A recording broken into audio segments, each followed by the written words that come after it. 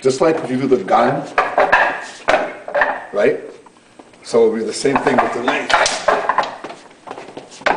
A gun and this. Okay, the gando. You want to keep the blades close together, not too much space so nothing can slide in. Right?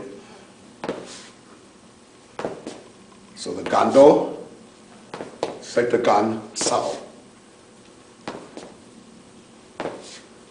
And you want to make sure that the gan blade goes on the outside so you don't end up cutting your arm. Okay?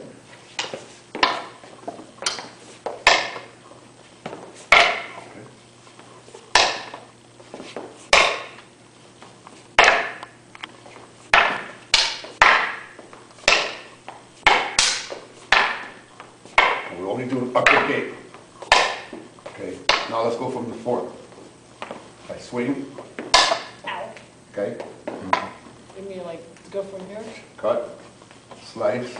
Slice again. Try again. Here? Okay, again. Good. Part of the form is right, and then cut. So check and cut. Right? Sorry. Okay? Right? We'll do the one if he strikes low. If he strikes low later.